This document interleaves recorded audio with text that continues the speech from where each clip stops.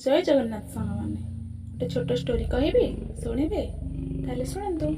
गोटे चढ़ई आ छुआ जाई समुद्र कूल बसी आ गोटे बड़ ढेउ आसला आ छुआ को नहीं चलीगला। सेतेबेले से माँ चढ़ईटी भाविला कि मु पानी पी पी ए समुद्र को सुखाई देवी आ मो छुआ को मु उद्धार करी। से ता थंटर जतिकी पानी आसुए सेतिकी पानी आनिकी बाहर पकाई देउथाए। ताकू देखु देखु चारिटा चढ़ई आसी पचारिले कि तू कौन ए थंटरे पानी काढ़ी समुद्र को सुखाई पारिबु।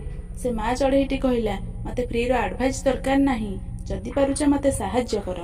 ताकू देखी से चारि जण साहाय्य करथिले एवं ताकू देखिकी एमिति आउ 100 चढ़ई आसिले, हजार हजार चढ़ई आसिले आसिके तांको साहाय्य करिवारे लागि पड़िले।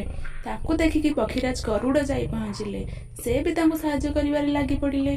ताकू देखी भगवान विष्णु जाई सेठी पहुँची गले ओ कहिले तमे सब चढ़ई मिसी कौन ए समुद्र को सुखाई पारिब।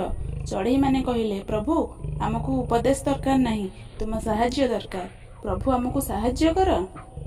भगवान विष्णु चढ़ई मानकर कथा शुणी प्रसन्न हेले एवं समुद्र को सुखाइबा पई गले।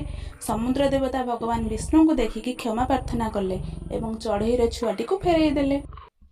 तेणु करी ए स्टोरीटी कहबार उद्देश्य हेउची तुमको टंकाटे केही भी साहाय्य करिबेनी, केवल फ्री रे एडवाइस देबे, फ्री रे उपदेश देबे। तुमको जिते भल काम कले भी कहिबे, खराब काम कले भी कहिबे। लोक मानकर काम हेउची केवल कहिबा।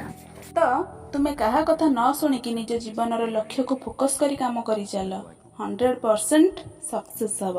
जय जगन्नाथ।